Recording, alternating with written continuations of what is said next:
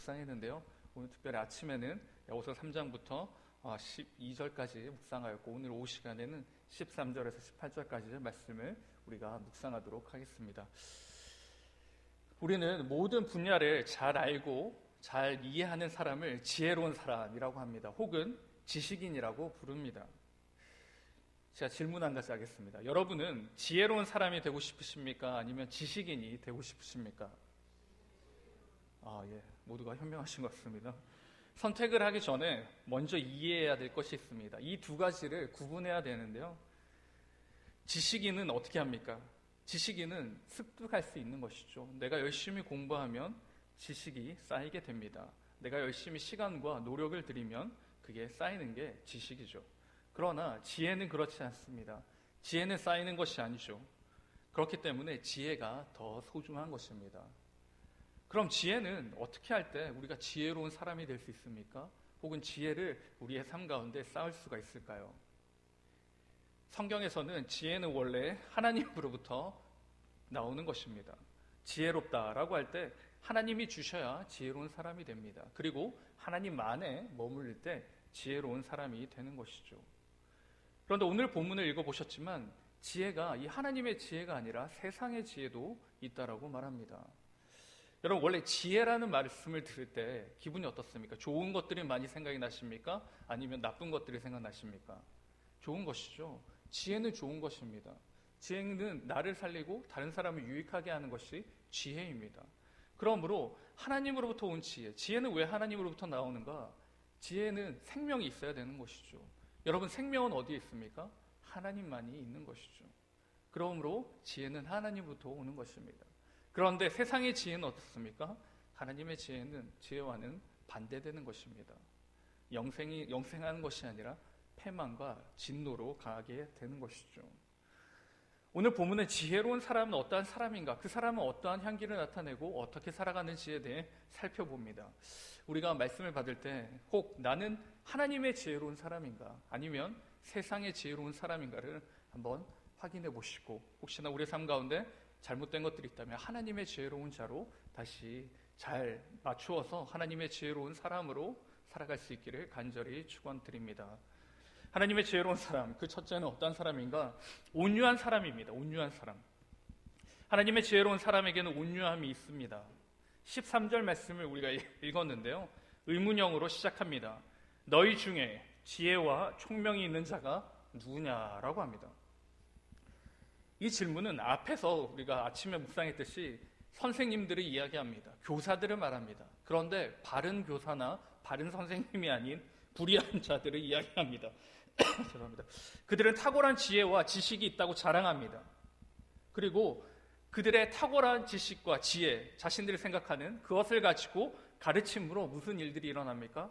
분쟁이 일어납니다. 탁월한 가르침과 탁월한 지혜와 지식이 있는데 그것을 가르치는데 왜 분쟁이 일어날까요? 이것은 땅의 지혜를 가졌기 때문입니다. 아무리 옳은 말을 하더라도 교회가 분열이 되거나 우리 가운데 아픔이 있거나 상처가 된다면 그것은 뭡니까? 하나님의 지혜라고 볼 수 없는 것이죠. 하나님의 지혜는 분열을 원하는 것이 아니라 하나님의 지혜는 함께하기를 원합니다. 그래서 우리가 같이 모이는 것이 바로 공동체고 교회가 되는 것이죠.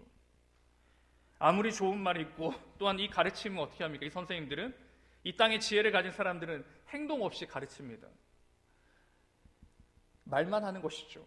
아무리 좋은 말도 맞는 말이라도 행동이 뒤따르지 않으면 어느 누구도 귀 기울이지 않습니다. 하지만 지혜를 가진 사람들은 어떻습니까?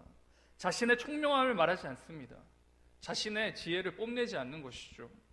더군다나 말로만 끝나지 않습니다. 온유함으로 행동한다라고 나오는 것이죠. 13절 하반절 말씀해 보시면 지혜의 온유함으로 그 행함을 보일지니라 라고 말씀하고 있습니다. 왜 지혜로운 자는 온유함으로 행하는 것일까요? 제가 말씀드렸던 것처럼 지혜는 어디에 있을 때 지혜로운 자라고 말할 수 있습니까? 하나님 안에 있을 때 지혜로운 자입니다. 그러면 하나님은 어떠한 분인지를 살펴봐야 되는 것이죠. 바로 우리 주님께서 온유하신 분이셨습니다.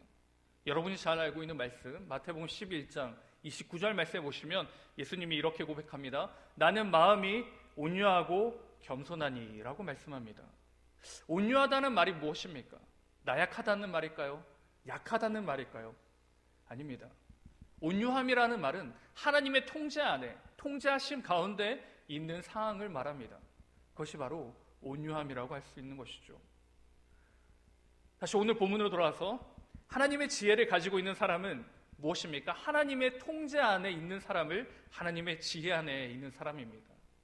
하나님의 뜻을 적용하고 하나님의 뜻을 나타내는 사람, 이 사람이 바로 하나님의 지혜로운 사람이 되는 것이죠. 그런데 여러분, 이 땅의 지혜자들도 그렇게 합니다. 이 땅의 지혜를 가진 사람들도 진심으로 말합니다. 그리고 진심으로 행동합니다. 초대교회 안에 이런 사람들이 있었습니다. 같은 말씀을 읽고 같은 예배를 드리며 같은 하나님을 믿지만 그들의 가르침이 어떻게 됩니까? 분쟁과 분열을 일으키는 것이죠. 그리고 우리 주변에도 볼 수 있습니다. 진심으로 말하고 진심으로 행동하고 진심으로 열심히 하는데 문제가 있는 사람들이 있습니다. 이단들이 그렇습니다. 이들의 동일한 문제가 무엇입니까? 우리의 지식에, 우리의 말에, 우리의 행동에 하나님이 담겨야 되는데 자신의 진심이 담기기 때문입니다. 자신의 감정과 마음을 담았기에 세상의 지식이 됩니다. 세상의 지혜자가 되는 것이죠. 세상의 지혜는 어떻습니까? 어떻게든 이겨야 됩니다. 어떻게든 내가 나서야 됩니다. 어떻게든 내가 나타나야 됩니다. 어떻게든 내가 우위에 점해야 합니다. 그러나 하나님의 지혜로운 자들은 어떻습니까? 내가 아닙니다. 내가 나서는 안 되는 것이죠. 하나님의 통제 안에 머무는 것입니다.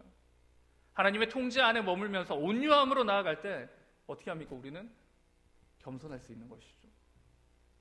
우리는 내세우지 않습니다. 하지만 하나님의 통제가 없을 때 이 야고보 시대의 교회에 어땠습니까? 분열과 아픔과 분쟁을 겪게 됩니다. 사랑하는 성도 여러분, 지혜로운 자, 지혜라는 말이 굉장히 좋습니다. 누구나 지혜로운 자가 되고 싶다라고 말씀하셨습니다. 그러나 누구나 될 수가 없는 것이죠. 우리가 하나님 안에 머물 때 하나님의 지혜로운 자가 될 수 있는 것입니다. 그러나 하나님을 떠나게 될 때 우리는 세상의 지혜로운 자가 됩니다. 그리고 이 세상의 지혜로운 자는 패망과 멸망으로 치닫게 되는 것이죠. 사랑하는 성도 여러분, 우리가 하나님의 통제 가운데 있기를 바랍니다. 그러므로 주님께서 약속하신 온유한 자의 복, 그 복을 마땅히 누릴 수 있기를 바랍니다. 세상의 지혜자가 아닌 하나님의 지혜자, 하나님이 기뻐하시는 자, 그 지혜로운 자가 저와 여러분이 될 수 있기를 간절히 축원드립니다. 두 번째로 지혜로운 사람은 어떠한 사람인가? 어떠한 모습들이 나타나는가? 지혜로운 사람들은 외식하지 않습니다. 지금은 남과 북이 분위기가 굉장히 좋습니다. 그래서 많은 것들을 기대하게 되는데요.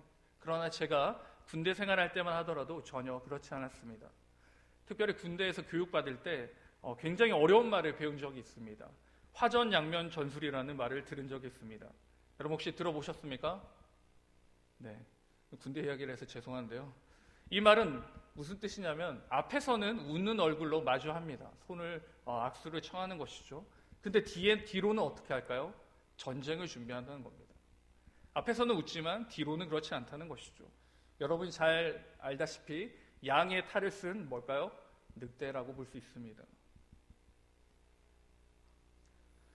그대로 믿을 수가 없다는 것이죠. 이것이 전형적인 세상의 지혜입니다. 내가 원하는 것은 얻기 위해 가식으로 할 수 있는 것이죠. 가짜로 행동하고 가짜로 말할 수 있습니다.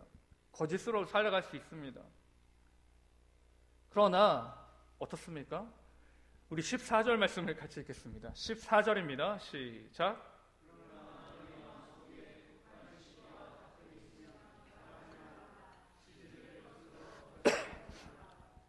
우리의 마음속에 무엇이 있다라고 합니까? 독한 시기와 다툼이 있다라고 말합니다. 독한 시기를 다른 말로 하면 독한 열정입니다. 경쟁의식입니다. 이것들이 속에 있을 때 무엇으로 나아갑니까? 죄의 자리로 나아갑니다. 옆에 있는 지체들을 힐난합니다. 그리고 거짓을 퍼뜨립니다. 그리고 분열하게 합니다. 하나님께서 계속해서 하나님의 말씀을 통해 주시는 것이 무엇입니까? 제일 싫어하는 것이 무엇일까요? 교만입니다. 잠언 16장 18절 말씀해 보시면 교만은 패망의 선봉이요 거만함은 넘어짐의 앞잡이니라 라고 말씀합니다. 교만으로 인해 사랑이 없습니다. 교만으로 인해 자랑합니다. 교만으로 인해 하나님 위에 서려 하는 것입니다.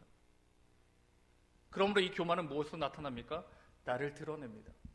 나의 거룩함을, 또 나의 진실됨을 보이려고 하는 것이죠. 이렇게 하면 사람들은 믿을 수 있습니다. 우리들은 믿고 우리는 속일 수가 있는 것이죠.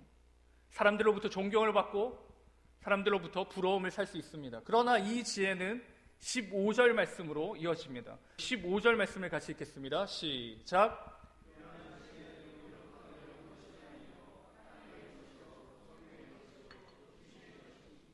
15절 말씀에 무엇이라고 말합니까? 굉장히 강하게 하나님께서 질책하십니다. 이러한 지혜는 위로부터 내려온 것이 아니고 땅 위의 것이며 정욕과 귀신의 것이다 라고 말씀합니다. 하나님의 지혜를 가진 사람은 외식하지 않습니다. 그러나 세상의 지혜를 가진 사람들은 외식합니다. 며칠 전에 인터넷 검색어를 1위를 한 일이 있습니다. 어느 한 큰 교회가 그 검색어 1위를 했는데요. 바라옵기는 우리 일신 비전교회도 이 검색어 1위를 할 수 있기를 할 날을 기대합니다. 네, 어쨌거나 이 교회가 좋은 일로 1위를 하면 좋은데 그렇지 않습니다. 그 교회만 봐서는 참 좋습니다. 목사님도 훌륭합니다. 모든 것이 훌륭하고 아름답습니다. 또한 교회 성도들도 굉장히 사회적인 위치가 있는 사람들이 많습니다. 그럼에도 그들이 뭘 합니까? 이 진리를 외면합니다. 외식하는 것이죠. 진실을 감춥니다. 하나님의 지혜로 하나님 안에서 지금 이 일들과 문제들을 풀어야 하는데 이들이 어떤 지혜를 가지고 합니까? 세상의 지혜로 합니다. 그러면서 이것이 하나님의 뜻이라고 말합니다. 참담한 죄를 짓는 것이죠. 너무나 안타깝습니다. 그러나 성도 여러분, 우리도 저들과 같이 안 된다는 보장이 없습니다. 저들처럼 우리도 외식하면서 아내는 감추고 패역한 죄를 지으면서 우리는 경건하고 너희들은 잘못됐다라고 말할 수도 있는 것이죠. 경계해야 하는 것입니다. 여러분, 왜 외식할까요? 왜 사람들이, 바리새인들이 왜 외식했을까요? 감추기 위해서 했습니다. 감추기 위한 것이죠. 속이기 위한 것입니다. 왜 그렇습니까? 죄가 있기 때문이죠. 죄가 있기 때문에 속여야 하고 죄가 있기 때문에 감추어야 합니다. 그러나 하나님의 지혜를 가진 자는 하나님 앞에 서 있기에 외식하지 않습니다. 감추지 않습니다. 속이지 않는 것이죠. 겸손하기에 겉과 속이 다를 수 없습니다. 늘 하나님 앞에 경건하게 서기에 속일 수가 없는 것이죠. 이것이 바로 하나님의 지혜를 가진 자의 모습입니다. 외식하지 않는 사람, 외식하지 않는 자, 하나님 앞에 온전히 서 있는 자, 그리고 잘못한 것이 있다면 하나님께 회개하는 자, 그 사람이 하나님이 기뻐하시는 지혜로운 사람이 되는 것이죠. 사랑하는 성도 여러분, 여러분은 하나님의 지혜자입니까? 아니면 세상의 지혜자입니까? 바라옵기는 우리가 조금 더 겸손하여서 조금 더 하나님 말씀 앞에 바로 서서 우리의 것들을 낱낱이 하나님 앞에 내려놓고 낱낱이 하나님께 고백함으로 세상의 지혜자, 그 파멸을 걸어가는 사람들이 아닌 하나님의 지혜를 가지고 생명의 길로 걸어가는 저와 여러분 될 수 있기를 간절히 축원드립니다. 아멘. 마지막으로 하나님의 지혜자는 어떠한 자들인가? 하나님의 지혜자는 열매를 맺습니다. 우리 17절, 18절 말씀을 같이 읽겠습니다. 시작.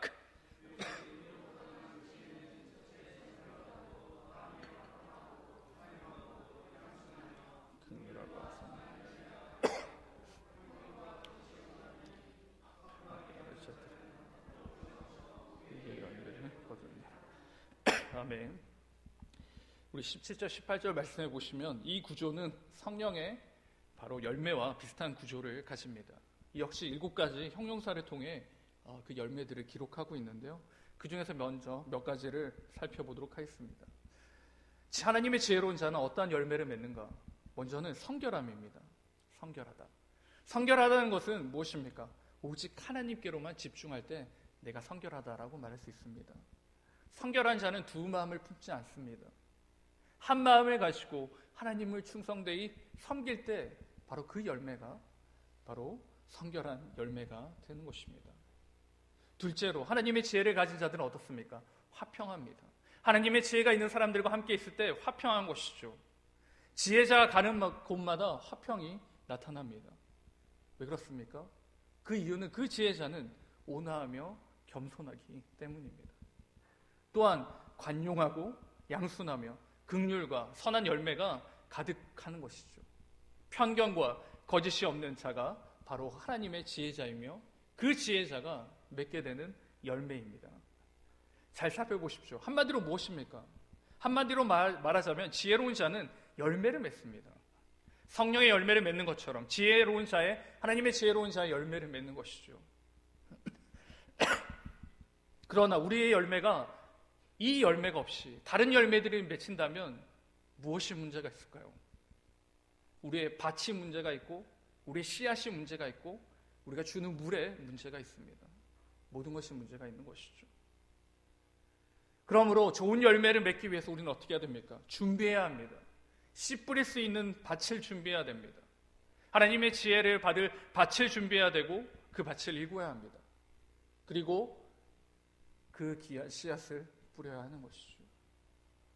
그리고 그것이 잘 자라기 위해 집중하여 관리해야 합니다. 이렇게 할 때 우리는 우리의 열매가 아닌 하나님의 지혜의 열매를 맺을 수가 있는 것이죠. 어떻게 밭을 익을 수 있을까요? 어떻게 하나님의 씨앗을 뿌리고 어떻게 그 씨앗에 물을 줄 수 있을까요? 어떻게 하면 됩니까? 우리가 해야 되는 걸 하면 됩니다. 여러분은 무엇을 해야 됩니까? 하나님의 자녀로 우리는 무엇을 해야 됩니까? 하나님이 영화롭게 하는 것이죠. 하나님의 이름 영원토록 즐거워하는 것입니다. 이것을 할 때 우리의 밭은 옥토밭이 되고 하나님의 씨앗이 심겨지며 바로 하나님의 지혜자의 열매가 맺어지게 되는 것이죠. 문제는 무엇입니까? 해야 될 걸 안 하기 때문에 문제가 되는 것이죠. 교회가 해야 될 일들을 안 하기에 문제가 되며 또한 목회자가 해야 될 일을 하지 않기 때문에 문제가 되며 성도들이 해야 할 일들을 하지 않기 때문에 문제가 되는 것이죠. 그 문제가 바로 지금 사회면에 나타나는 문제가 바로 그것입니다. 다른 것을 해서 문제가 되지 않습니까? 다른 것들에 눈을 돌릴 때 실패하고 무너지지 않습니까? 무엇입니까? 하나님의 지혜자는 열매를 맺습니다. 그 열매를 맺기 위해 우리는 우리가 해야 할 일을 하면 되는 것이죠. 하나님께 말씀을 듣고 말씀을 보며 기도하며 온전히 예배드리는 것. 이것이 전부인 것이죠. 이것을 하면 분명히 우리는 하나님의 지혜의 열매를 풍성히 맺을 줄 믿습니다. 사랑하는 성도 여러분, 지혜는 누구를 해하거나 누구를 실패하려 하는 것이 아닙니다. 그러나 이 세상의 지혜는 뭔가 힘이 있고 능력이 있는 것처럼 보이지만 결국은 실패하고 패망한 것을 우리는 지금 지난달을 통하여서 또 몇 해 전을 통하여서 알고 있지 않습니까? 하지만 하나님의 지혜는 우리를 살립니다. 하나님 안에 있을 때 우리는 하나님의 지혜를 누리며 영생을 맛보기 때문이죠. 하나님의 열매를 풍성히 맺는 사람, 나는 없고 나의 이름도 없지만 오직 하나님만이 나타나고 오직 하나님의 사랑만이 나타나며 오직 하나님의 은혜만이 드러내는 것, 그것이 바로 하나님의 지혜자의 모습이 되는 것입니다. 바라옵기는 물론 우리의 이름도 드러나야 되고 우리도 앞에서 나타나야겠지만 우리보다 더 훌륭하시고 더 위대하시고 비교할 수 없는 하나님께 우리의 자리를 양보하시기 바랍니다. 우리의 자리를 마땅히 드리시고 우리의 이름을 마땅히 하나님께 드려서 하나님의 이름이 빛나고 하나님의 역사가 나타나며 하나님의 능력이 나타나는 저와 여러분 그리고 우리 비전교회가 될 수 있기를 간절히 축원드립니다. 아멘. 이 말씀을 기억하시면서 같이 한 목소리로 기도하겠습니다. 같이 기도하실 때 하나님, 우리가 정말 하나님의 지혜자가 되기 원합니다.